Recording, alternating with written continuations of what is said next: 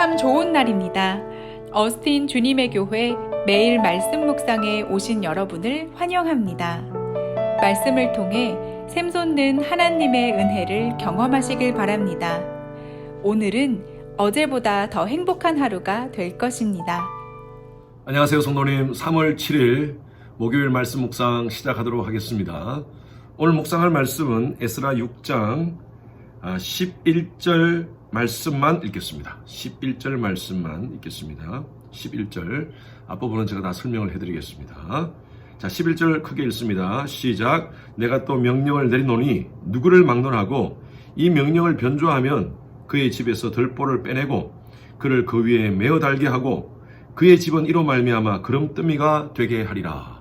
자, 이 말을 누가 했느냐? 다리오 왕이 했습니다. 자, 이 다리오 왕이 누구인가? 여러분 전체적인 흐름을 우리 목사님들이 앞부분에서 다 말씀을 했지만 제가 다시 한 번 더 정리를 하면요. 에스라서 전체는요. 하나님의 주권에 대한 얘기입니다. 여전히 이스라엘 백성들이 실수하고 하나님 앞에 범죄를 했더라도 하나님은 이스라엘 백성들을 하나님의 주권 가운데 다시 한 번 더 회복시키신다라는 그런 메시지입니다. 이스라엘이 북이스라엘과 남쪽 유다가 있었지 않습니까? 이 남쪽 유다가 BC 587년에 멸망을 당합니다. 바벨론에 의해서 멸망을 당하죠. 그리고 3차에 거쳐서 포로로 끌려가게 됩니다. 1차가 언제 끌려가느냐 하면요. BC 605년에 끌려갑니다. 여러분 605년을 기억하고 계십시오. 그리고 2차가 약 한 BC 한 590년경, 그리고 3차가 587년, 이렇게 거의 한 5년 10년 간격으로 이스라엘 백성들은 포로로 다 끌려가게 됩니다. 물론 이스라엘 백성들 가운데 몇몇 사람들은 그곳에 이스라엘 예루살렘 주위에 남아 있었던 사람들도 있었습니다. 그때 끌려갈 때 에레미야가 이러한 예언을 합니다. 에레미야서 29장 10절 말씀에 보면 바벨론으로 70년이 차면 70년 후에 내가 다시 너희로 하여금 돌아오게 하리라 라는 하나님의 말씀을 에레미야가 예언을 합니다. 그러면 70년 후에 돌아온다는 것이죠. BC 535년, 그 당시에 페르시아가 패권국이 됩니다. 당시에 힘을 떨쳤던 바벨론과 전쟁을 해서 페르시아가 바벨론이 점령한 땅을 다 차지하게 됩니다. 바벨론의 땅을 차지했던 페르시아의 왕 고레스가 그 땅을 보니까요, 이스라엘 백성들이 있는 거예요. 이스라엘 백성들을 다시 자기 땅으로 돌려보내라 라는 그 명령을 합니다. 그리고 이스라엘 백성들로 하여금 자기 땅에 들어가서 성전을 건축하게 하는 그런 칙령을 내립니다. 그것이 바로 고레스 칙령이라고 합니다. 그것이 언제 일어났느냐? 535년입니다. BC입니다. BC 535년. 그러면 이 에레미야가 얘기했던 그 70년하고 어떤 관계인가? 아까 제가 말씀드렸죠? 이스라엘 백성들이 1차 포로로 끌려갔을 때가 바벨론에 의해서 BC 605년이라고 그랬습니다. 605년에서 70년을 더하면 BC 535년이 됩니다. 기가 막히게 하나님께서는요, 이건 역사에 기록된 것입니다. 70년 후에 이스라엘 백성들을 포로 귀환을 시키게 합니다. 즉 포로 귀환을 하는 과정 속에 리더들이 등장하는데요. 그 리더들이 누구냐 하면 바로 에스라와 느헤미야입니다. 포로로 끌려갔을 때 1차, 2차, 3차로 끌려가듯이 포로 귀환도 1차, 2차, 3차로 귀환하게 됩니다. 첫 번째 귀환은요, 스룹바벨과 예수아라는 사람들에 의해서 귀환하게 됩니다. 그런데 스룹바벨서 없지 않습니까? 예수아서라는 성경이 없지 않습니까? 스룹바벨과 예수아에 의해서 1차 귀환을 한 그 모든 스토리는 에스라서에 기록되어 있습니다. 1장부터 6장까지가 바로 1차 귀환의 스토리입니다. 1차 귀환 시에 이스라엘 백성들이 어떻게 돌아와서 성전을 재건하는가에 대한 스토리가 바로 1장부터 6장까지 에스라서에 기록되어 있습니다. 여러분들이 외우시기에 쉽게 이렇게 기억하십시오. 1차는요, 스룹바벨에 의해서 성전 회복. 2차 귀환은요, 에스라에 의해서 귀환합니다. 에스라는 학사입니다. 그 당시에 제사장의 역할을 감당하는 사람이 바로 학사였습니다. 이 에스라는요, 하나님의 말씀을 다시 한 번 더 회복시킵니다. 성경 회복, 여러분이 기억하십시오. 3차는 느헤미야에 의해서 성벽을 다시 회복합니다. 그래서 1차, 2차, 3차를 여러분 이렇게 기억하시기 바랍니다.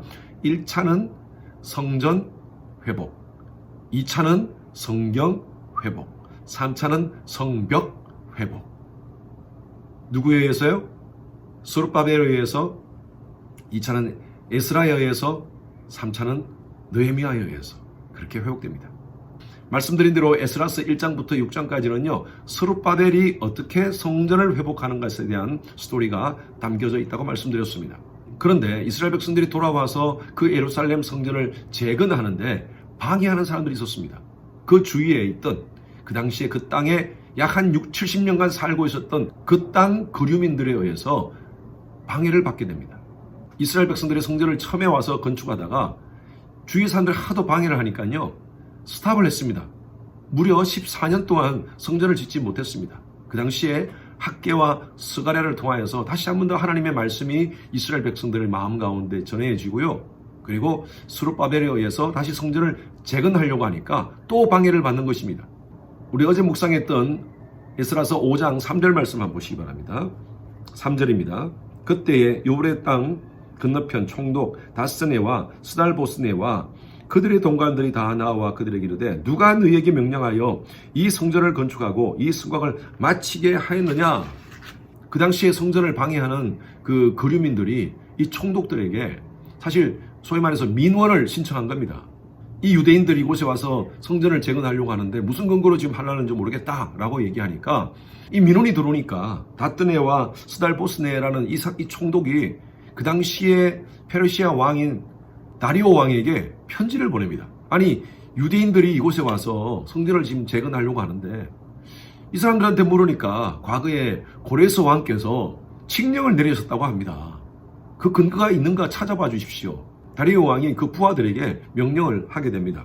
그것이 바로 에스라서 6장 1절 말씀입니다. 한번 보십시오. 예, 다리오 왕이 조서를 내려 문서 창고 곧 바벨론에 보물을 쌓아둔 보물 정각에서 조사하게 하여 메대도 앙메다 궁성에서 한 두루마리를 찾았으니 거기에 기록되었으되. 자, 다리오 왕이 과거에 고레스 왕께서 이스라엘 백성들을 다시 보내면서 성전을 그곳에 재건하라고 칙령을 내렸다고 하는데 그것을 한번 찾아봐라. 그러니까 가서 두루마리를 찾습니다. 그 두루마리를 싹 펼치니까 과거에 고레스 왕의 그 칙령이 발견된 것입니다. 이렇게 쭉 기록된 것을 보고 다리오 왕이 이렇게 명령을 합니다. 내가 명령을 내리노니, 그래서 11절 말씀입니다. 오늘 읽었던 말씀. 누구를 막론하고 이 명령을 변조하면 그의 집에서 들보를 빼내고 그를 그 위에 메어 달게 하며 그의 집은 이로 말미암아 그름더미가 되게 하리라. 아주 강력한 명령을 내립니다. 이스라엘 백성들 그곳에서 성전을 재건케 해라. 누구든지 이것을 방해하면 내가 혼을 내주겠다. 그렇게 얘기를 하는 것입니다. 여러분, 이 모든 상황이 신비하지 않습니까?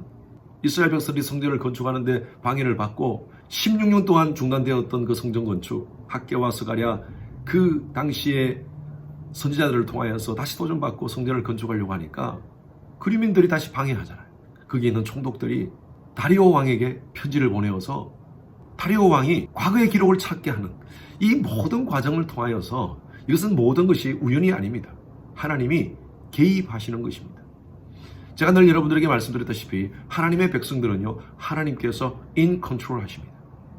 모든 것이 망가지고 모든 것이 부서지는 상황 속에서도 하나님은요, 하나님의 계획대로 이스라엘 백성들을 이끌어 가십니다.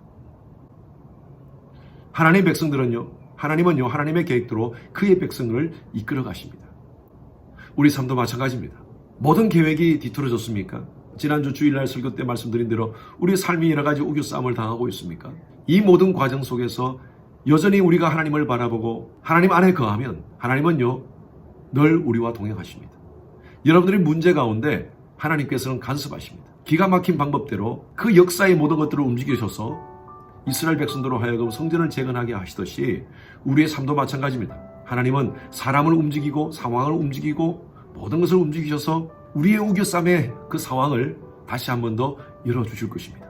사방팔방 다 막혀도 제5방향이 있습니다. 하나님은 위를 열어놓고 계십니다. 오늘도 우리의 삶 가운데 하나님의 주권적 손길, 이 함께 있음을 알고 하나님의 인 컨트롤 하심을 알고 하나님 신뢰하면서 믿음으로 승리하는 오늘 하루 되시기를 주님 이름으로 축원합니다. 하나님 여러분과 함께 하십니다. 기도하겠습니다. 하나님 감사합니다.